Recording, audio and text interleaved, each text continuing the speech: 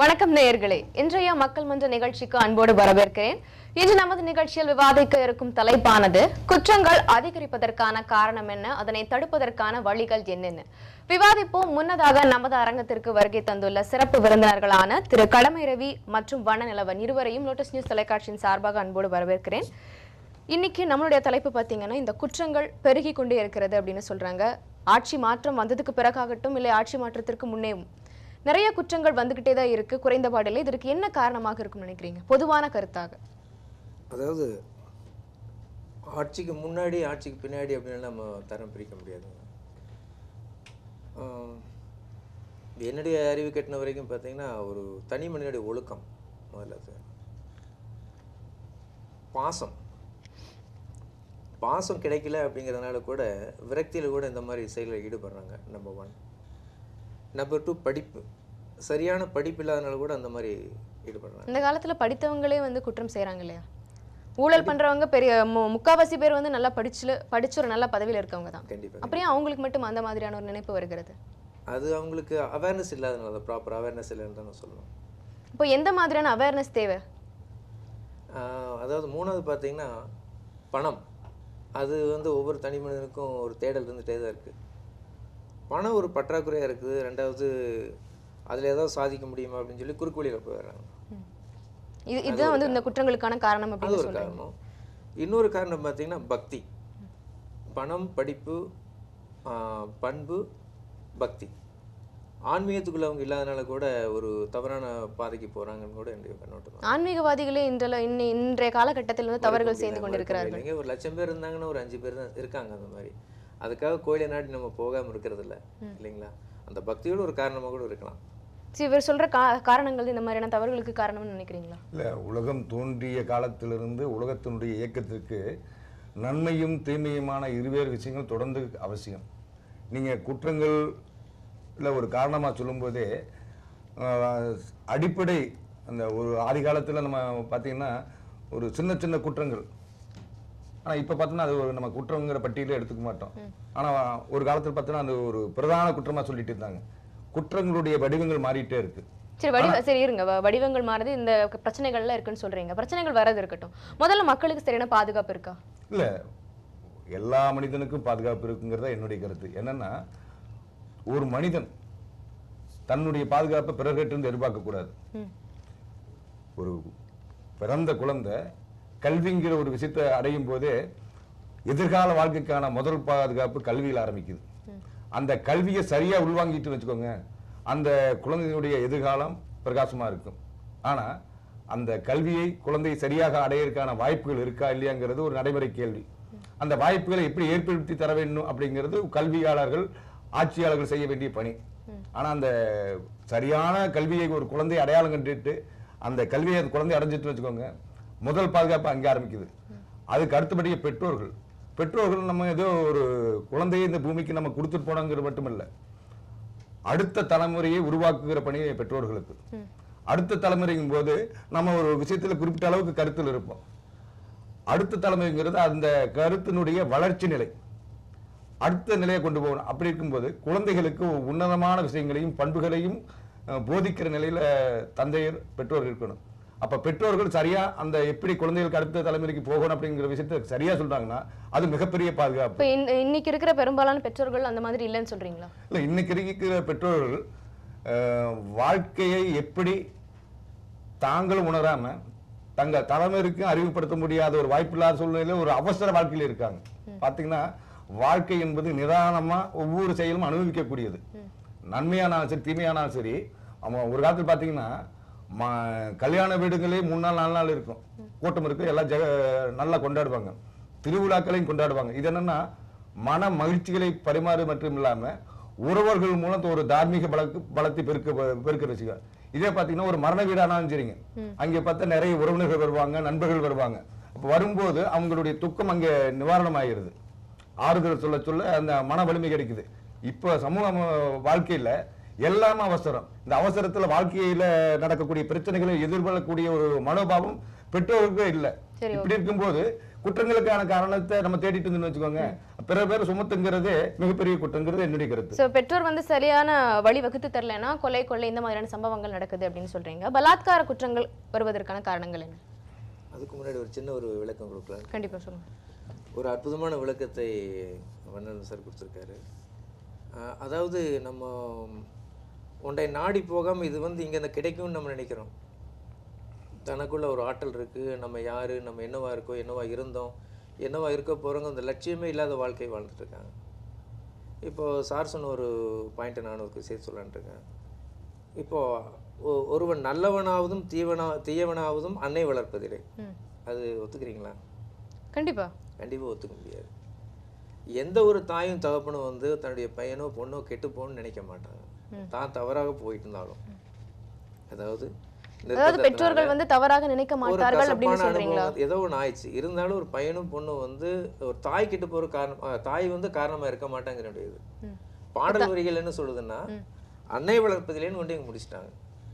அது அப்படி அல்ல, சூழ்நிலை அமைவதிலே. ஒரு பையனை வந்து 20 வருஷம் 25 வருஷம் 30 வருஷம் 40 வருஷம் வரை கரெக்டாக பாதுகாத்து ஒரு 10 செகண்ட்குள்ள அவன் ஏதாவது ஒரு காரணங்களால சூழ்நிலையில மாறி போகக்கூடிய வாய்ப்புகள் இன்னைக்கு நிறைய இருக்கு. சரி, ஆனால் அன்னை மட்டுமே காரணம் சொல்லாம சூழ்நிலை அமைதியில கூட ஒரு பையன் ஒரு பொண்ணு கூட எல்லா விஷயத்துக்கும் இல்ல நிறைய இளம் பெண்கள் வந்து பாலியல் துறைக்கு, அதாவது இந்த பாலியல் வன்கொடுமைக்கு ஆளாவதற்கு அந்நியர்களே காரணமாக இருக்காங்கன்னு நிறைய கேசஸ் பார்த்துட்டு இருக்கோம். அதுக்கு என்ன பதில் சொல்றீங்க? அது வந்து ஒரு தவறான ஒரு விஷயம், அது ஜீர்ணிக்க முடியல. அப்போ வந்து அந்த தவறு யார் மீது? அந்த இடத்துல அன்னை மீதா இல்ல அவர்களுடைய வளர்ப்பின் மீதா? வளர்ப்பின் மீதுன்னு சொல்லலாம். அவங்க தனிப்பட்ட ஒரு என்னதான் இருந்தாலும் தன்னை சுற்றி நடக்கிற பிரச்சனைகளை பார்க்குறோம். நமக்கு வேணுமா வேண்டாமா நம்ம தானே முடிவு பண்ணுங்க. நம்மளுக்கு இது பிடிக்காது, வேண்டாம், ஆக இந்த மாதிரியான தவறுகள் ஏற்படும் அவங்க தன்னை தற்காத்துல இல்லாதப்ப அந்த சூழ்நிலைகளுக்குள்ள நம்ம போய் வலிக்கு விழுந்தவமோ தள்ளி விடுறாங்களோ பாதிப்பு நம்மளுக்கு தானே. சரி, இந்த மாதிரியான பாதிப்பு வரும்போது தான் ஒரு அரசானது வந்து மக்களுக்கு வந்து ப்ரொடெக்ஷன் கொடுக்குறாங்க அப்படின்னு சொல்றாங்க இல்லையா? இப்போ வந்து அதுக்கு உதாரணமா இப்போ சமீபத்துல பாத்தீங்கன்னா கிரண்பேடி வந்து ஒரு இலவச எண் மாதிரி கொடுத்துருக்காங்க 1031. இந்த எண்ணை வந்து அழைக்கும் போது உங்களுடைய பாதுகாப்புக்கு வந்து இது ஒரு காப்பாக அமையும் அப்படின்னு சொல்லியிருக்காங்க. குற்றங்கள் வந்து இன்றளவும் நடந்து கொண்டே தான் இருக்கிறது. நம்ம தமிழ்நாட்டிலையும் பாத்தீங்கன்னா 1098ன்னு ஒரு எண் கொடுத்துருக்காங்க. அந்த மாதிரியான இலவச எண்கள் எக்கச்சக்கமா கொடுத்துட்டு இருக்காங்க தமிழ்நாட்டுல. ஒவ்வொரு குற்றங்களுக்கும் இந்த மாதிரியான எண்ணை உபயோகப்படுத்தலாம் அப்படின்னு வரவேற்கத்தக்கதான். இருந்தாலும் குற்றங்கள் தமிழ்நாட்டுல நடந்துகிட்டு தான் இருக்கு. அதை விட படு மோசமாக நடைபெற்று கொண்டிருக்கிறது இன்றைய காலகட்டத்தில். அப்படி இருக்கும்போது புதுவையில் மட்டும் என்ன மாற்றம் வந்துவிட போகிறது? நல்ல கேள்வி. புதுவையில மட்டும் இல்லைங்க, எல்லா இடங்கள்லயுமே அவங்க எடுக்கக்கூடிய முதல் முயற்சி வந்து ஒரு விதையை விதைக்கிறாங்க. அந்த இடத்துல ஒரு சின்ன மாநிலம் அங்கே ஆரம்பிக்கிற விஷயம் இது வந்து கண்டிப்பாக அது விருட்சமாக ஒரு ஆலமரமாக ஒரு பெரிய ஒரு அளவில் ஒரு பாதிப்பை ஏற்படுத்தும். எப்படி ஒரு தக்க வச்சு அதை எப்படி நீங்கள் அவ்வளோ ஸ்ட்ராங்காக சொல்கிறீங்க? இப்போ உதாரணத்துக்கு பாருங்கள், இப்போ உங்கள் கேள்வியிலே விட இருக்குது. இப்போ அதை பற்றி நம்ம பேச ஆரம்பிச்சிருக்கோம் இல்லையா? இதுவே ஒரு வெற்றிக்கான அறிகுறி தானே. அதாவது பேசிட்டு இருந்தா வந்து பேசிக்கிட்டே இருக்கலாம். பண்றாங்க, நல்லபடியா பண்ண போறாங்களா இல்லையாங்கிற ஆச்சரியக்குறியும் ஒரு கேள்விக்குறி நம்மளுக்கு ஓடுறதே ஒரு அந்த ஆச்சரியக்குறி வந்து கேள்விக்குறியாக மாறி விடுகிறது. அதுதான் இன்றைய காலகட்டத்தில் நடந்துட்டு இருக்கு. அதுதான் நம்ம பேசிட்டு இருக்கோம். நம்ம நம்பிக்கை வைப்போமே. இப்போ இந்த மாதிரியான குற்றங்கள் கண்டிப்பா இந்த மாதிரியான குற்றங்கள் வந்து தடுப்பதற்கான வழி என்ன? அதாவது அந்த இப்ப நான் முதல்ல சொன்னேன் இந்த மாதிரி ஃபோன் நம்பர்ஸ் எல்லாம் வந்து இலவசமா கொடுத்துட்டு இருக்காங்க, அது மட்டும் தான் வழியா? இல்ல, நீங்க இந்த ஃபோன் நம்பர் இருக்கிறனால ஒரு குற்றம் தடுக்கப்படுதுன்னா இயற்கையினுடைய வலிமையான காலம் மகாபாரத காலகட்டம். அப்ப பாஞ்சாலி காயில ஒரு போன் இருந்ததுன்னு வச்சுக்கோங்க, மகாபாரதமே நடந்திருக்காது. ஏன்னா ஒரு செல்போன் வளர்ச்சினாலும் ஒரு நவீன வசதினாலும் ஒரு குற்றம் நடக்காம இருக்குங்கிறது பாத்தீங்கன்னா நம்ம ஒரு சமாதானத்துக்கான காரணங்களா சொல்லிக்கலாம் ஒழிய அது முழுமையான காரணமாகாது. ஆனா இப்போ கிரண்பேடி ஒரு விஷயத்தை அமல்படுத்தும் மூலம் நம்ம இன்னொரு விஷயம் கவனிக்க வேண்டியிருக்கு. எத்தனையோ காவல்துறை அதிகாரிகள் இருந்தும் கூட கொடும் குற்றவாளிகள் இருந்த திகார் ஜெயில பல்வேறு சீர்திருத்தங்களை அமல்படுத்தியவர் கிரண்பேடி. பெரிய பெரிய அரசியல் சக்திகள் எதிர்த்த போது கூட துணிச்சலா தன்னுடைய பதிவை அங்க அவர் நிறுத்தினார். அப்போ அந்த திகார் ஜெயிலினாலே கிரண்பேடியை நினைக்கக்கூடிய அளவுக்கு அவர் ஒரு வலிமையான பதிவு இருக்கு. அப்பேற்பட்டவர் ஒரு மதுவுடைய ஆறு ஓடுகிற ஒரு பாண்டிச்சேரியில ஒரு முதலமைச்சராக இது கவர்னரா வந்திருக்காரு. ஆனா குற்றங்கள் அதிகம் நிகழக்கூடிய வாய்ப்புள்ள ஒரு தேசம் அது. அந்த சின்ன புதுவைங்கிறது தமிழ்நாட்டுல வந்து தப்பே நடக்கிறது இல்லைங்க. இல்ல, தமிழ்நாட்டு தப்பே இல்லை. இது நம்ம ரோல் மாடல் எப்படி எடுக்குன்னு பார்ப்போம். கிரண்பேடி வந்திருக்கும் போது அவங்க ஒரு கவர்னரா வந்திருக்காங்க.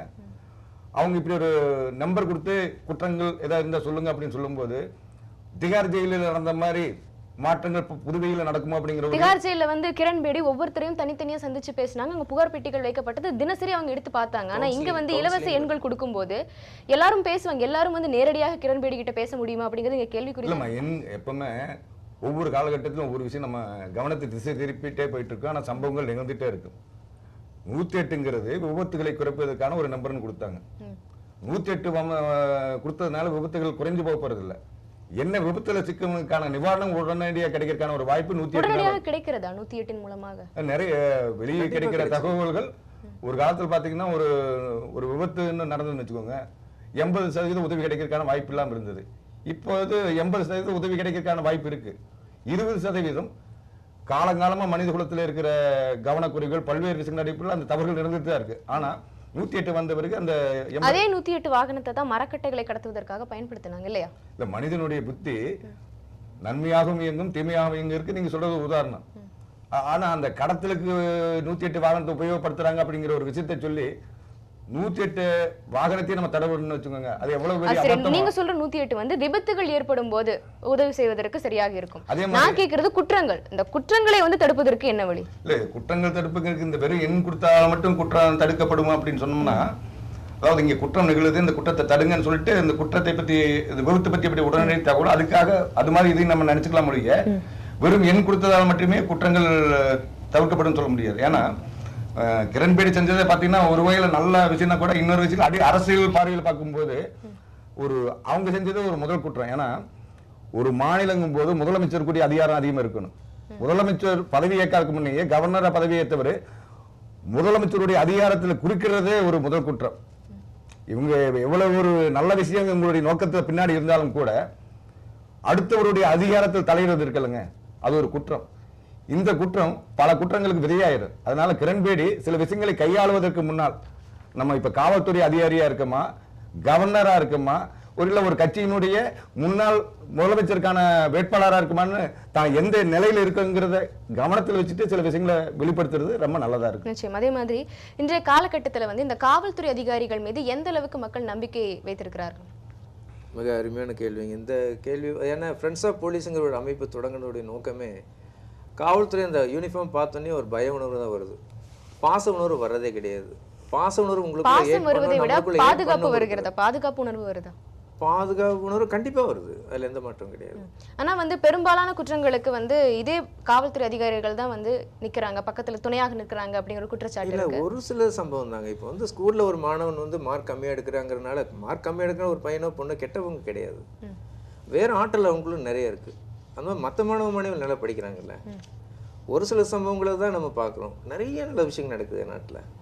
இருந்தாலும் வந்து காவல்துறை பாருங்க ஒரு பணப்பையெல்லாம் காணாமல் போனது வந்து ஆட்டோவில் எடுத்து கொண்டு வந்து கொடுத்தாங்க, ரோட்டில் இருந்து க்ளீன் பண்ணுறாங்க, ரோட்டுக்கெல்லாம் அந்த பெயிண்டிங் பண்ணுறது, மரம் நடுறது, அந்த மாதிரி முதியோர்களுக்கெல்லாம் நல்லா ஹெல்ப் பண்ணிட்டு இருக்காங்க. சரி, நீங்க சொல்ற இந்த மாதிரி ஹெல்ப் ஓகே, நீங்க சொல்ற இந்த மாதிரி ஹெல்ப் எல்லாம் ஓகே. பட் இருந்தாலும் ஒரு கொலை சம்பவமாகட்டும் இல்லை கொள்ளை சம்பவமாகட்டும், ஒரு அரசியல்வாதி வந்து பின் இருக்கும்போது காவல்துறை வந்து தவிடுபடி ஆகி விடுகிறார்கள். அங்க வந்து அரசியல்வாதியோட ஆதிக்கம் அதிகமா இருக்கும்போது காவல்துறையினோட எந்த ஒரு வேலையும் வந்து அங்க லாய்க்கெல்லாம் போயிடுது. ஒரு சில கட்டுப்பாட்டுக்குள்ள போற மாதிரி ஒரு சூழ்நிலை உருவாகிறது. அது வந்து தவிர்க்கப்பட வேண்டிய ஒன்றுதான். அப்போ மக்கள் வந்து எந்த மாதிரி விழிப்புணர்வு இல்லாம இருக்காங்க? விழிப்புணர்வு இங்க வந்து யாரிடத்தில் இல்லாம போனது? அரசிடமா, காவல்துறையிடமா, மக்களிடமா, இல்ல யாரிடம்?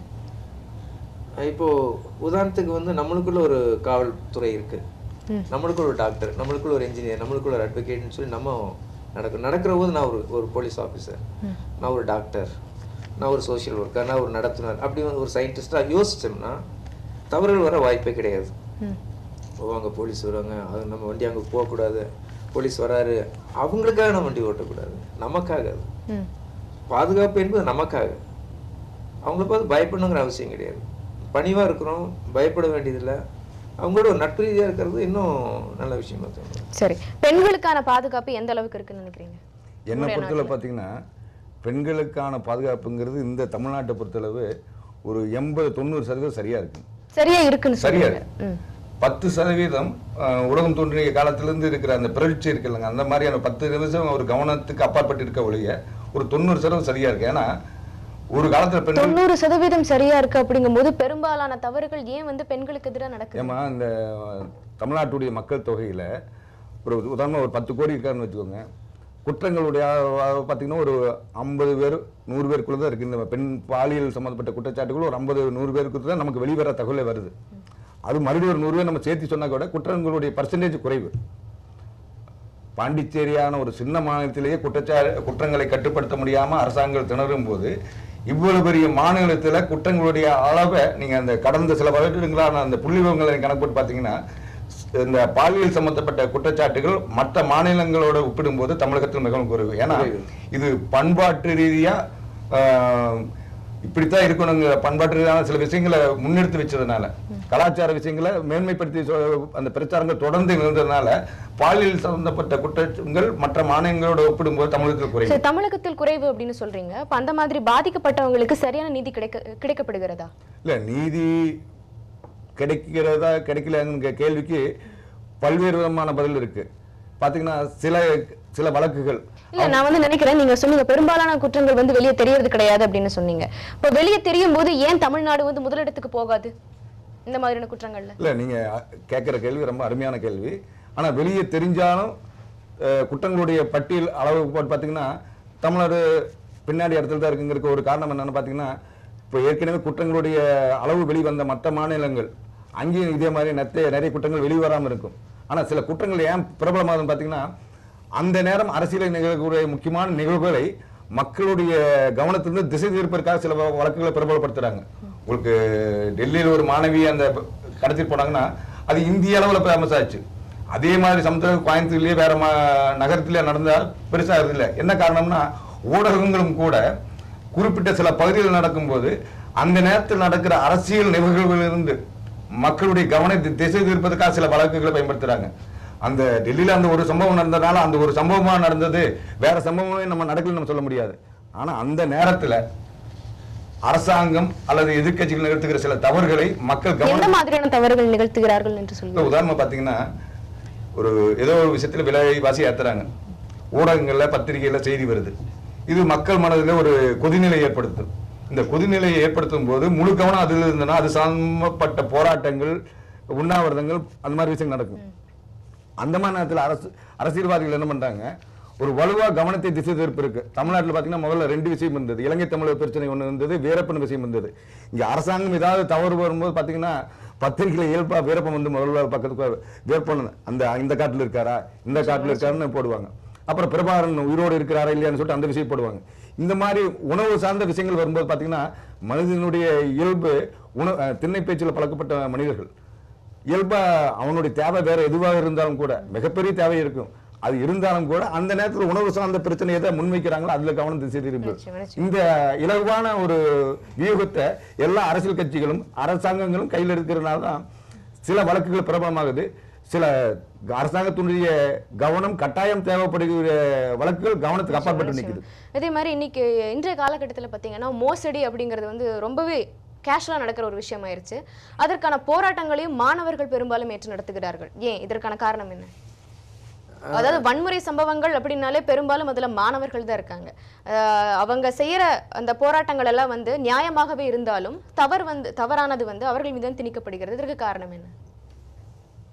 இது வந்து ஒரு தவறான, அதாவது கருத்துக்களை வந்து சினிமா மூலியமா அவங்களுடைய மைண்ட்ல குற்றங்கள் பெருகுவதற்கு சினிமாவும் ஒரு காரணம். அது ஒரு காரணம். நல்ல படங்கள் நிறைய இருக்கு. அது ஒரு சில படங்களை பார்த்து அதுல வேண்டாத விஷயங்களை எடுத்துட்டு எது வேணுங்கிறதோ, நல்லது எதுன்னா அது கெட்டதா தெரியும், கெட்டதெல்லாம் நல்லதா தெரியும். ஸோ சில விஷயங்களை வந்து அன்வான்டா நம்ம லோட் பண்ணிக்கிறோம், அதை அப்ளை பண்ண முயற்சி பண்றது, அவேர்னஸ் இல்லாமல் இருக்கிறது, பேரண்ட்ஸுடைய கவனிப்பு குறைவு கூட சொல்லலாம், அவங்க வச்சிருக்கிற தொடர்பு நட்பு வட்டாரம் கூட இதுக்கு ஒரு காரணமாக இருக்கலாம். இதனால இந்த மாதிரி சம்பவங்கள் நடக்கிறதுக்கு வாய்ப்பு இருக்குது. இப்போ வந்து இந்த போராட்டங்களை வந்து குறைப்பதற்கு என்ன வழி? எதற்கெடுத்தாலும் போராட்டம், ஒரு சின்ன பிரச்சனை வந்தாலே ஒரு 100 பேர் சேர்ந்துட்டு உடனே போராட்டம் நடத்துவது, கமிஷன் ஆஃபீஸ் முன்னாடி ஆகட்டும் இல்லை கலெக்டர் ஆஃபீஸ் முன்னாடி ஆகட்டும், எதற்கெடுத்தாலும் ஒரு போராட்டம், அந்த பிரச்சனைகளை வந்து பேசி தீர்த்து கொள்ளலாம். ஆனால் ஒரு சின்ன பிரச்சனையை ஊதி பெருசாக்கணும் அப்படிங்கிற ஒரு மென்டாலிட்டி இன்னைக்கு நிறைய பேருக்கு வந்துருது. அதற்கு வந்து அந்த மாதிரியாக செய்யணும் அப்படின்னு நினைக்கிறவங்களுக்கு அரசியல்வாதிகள் வந்து ஒரு சப்போர்ட், ஒரு பூஸ்ட் மாதிரி இருக்கிற பிரச்சனையை வந்து பெருசாக்குறாங்க. இதனால ஆக்சுவலாக இது உடனடியாக ஒரு தீர்வு கிடைச்சா ரிலாக்ஸாக இருக்குன்னு நினைக்கிறாங்க. 2 பேருக்குள்ளே பேசி தீர்க்க முடியாமல் கூட இருக்கலாம் இல்லையா? இல்லை காம்ப்ரமைஸ் பண்ண முடியாத சூழ்நிலைக்கு இவங்க இருக்கலாம், அல்லது அப்படி ஏன் நம்ம ஸ்டூப் டவுன் பண்ணோமா நினச்சிட்டு அந்த மாதிரி இல்ல போராட்டம் இதற்கு முன்னாடி அதாவது ஒரு 20 வருஷத்துக்கு முன்னாடி எல்லாம் வந்து இந்த அளவுக்கு பிரச்சனைகள் அதிகமாக இப்போ வந்து நம்ம தொலைக்காட்சி பெட்டியை திறந்தாலே வந்து ஏதோ ஒரு இடத்துல போராட்டம் இருக்குது. பஸ் மறியல் ஆகட்டும், பஸ்ஸோட கண்ணாடி உடைக்கிறாங்க, அரசு சொத்தை சேதப்படுத்துவது போன்ற எக்கச்சக்கமான விஷயங்கள் எல்லாம் நடந்துட்டு இருக்கு. இதுல பெரும்பாலும் பாதிக்கப்படுபவர்கள் மாணவர்களே. அதுதான் வந்து இங்க முக்கிய கருத்தாகட்டும். அவங்களோட எதிர்கால வாழ்க்கையானது பாதிக்கப்படுகிறது. இப்ப நீங்க போராட்டங்கள் கூடாதுங்கிறீங்க. ஆனா என்னுடைய கருத்து என்னன்னா, போராட்டங்களுடைய வடிவங்கள் இப்ப நீர்த்து போயிருக்கு. ஒரு காலத்துல பாத்தீங்கன்னா ஒரு பிரச்சனை கலெக்டர் ஆபீஸ் முன்னாடி மறியல்னு சொன்னாங்கன்னு வச்சுக்கோங்க, அல்லது சத்தியாகிரகம் அந்த மாதிரி பண்ணாங்கன்னா நேர கலெக்டர் ஆபீஸ் முன்னாடியே போய் நிற்பாங்க. அப்ப அந்த விஷயம் மக்களுக்கு அந்த தகவல் போய் சேரணும், கரெக்டா போய் சேரும். இன்னைக்கு கலெக்டர் முன்னாடியே போய் நின்னாலும் சில இடங்கள் வந்து வேலை நடக்க மாட்டேங்குது. உதாரணமா பாத்தீங்கன்னா போராடுறதுக்குன்னு சில இடங்களை அரசாங்கம் ஒதுக்கிறது. நீங்க போராட்டமே நடத்தினாலும் உண்ணாவிரதமே இருந்தாலும் அரசாங்கத்துக்கு ஒரு மறியல் விவகாரம் பண்ணாலும் இந்த இடத்துல தான் பண்ணணும்னு சொல்லிட்டு போராடுறதுக்குன்னு ஒரு சில இடங்களை ஒதுக்கிடுறாங்க. அந்த இடத்துல நீங்க பண்ணணும். அதை தாண்டிய பகுதிகளை நீங்க எந்த விதமான போராட்டங்களும் பண்ணக்கூடாதுன்னு சொல்லிட்டு எல்லா மாவட்டங்களிலும் இடங்கள் ஒதுக்கி வச்சிருக்காங்க. இந்த இடங்கள் ஒதுக்கி வைக்கும் போது போராட்டம் என்கிற விஷயத்தினுடைய மைய நோக்கம் கெட்டு போயிருது. ஏன்னா உதாரணமா பாத்தீங்கன்னா ஏதோ ஒரு நகரம் கலெக்டர் ஆபீஸ் இருக்குன்னு வச்சுக்கோங்க, அந்த கலெக்டர் ஆபீஸ் மெயின் கேட்டுக்கு முன்னாடி நிற்கும் போது அங்க அந்த வழியில பயணிக்கிற பயணிகளுக்கும் பொதுமக்களுக்கும் அல்லது அந்த வளாகத்துக்குள்ள சென்று வருகிற முக்கியமான பெருமக்களுக்கு அந்த தகவல் போய் சேரும்.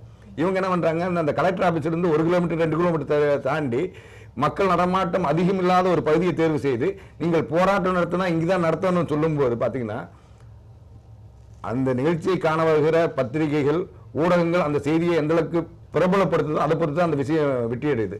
ஊடகங்களோ பத்திரிகைகளோ அது கவனம் செலுத்தலைன்னா அங்கே எவ்வளவு பெரிய போராட்டம் நடத்தினாலும் அந்த போராட்டத்தினுடைய மைய நோக்கம் கெட்டு போயிடுது. ஆக பார்த்தீங்கன்னா இப்ப போராட்டங்களுடைய நோக்கத்தையே திசை திருப்புறாங்க.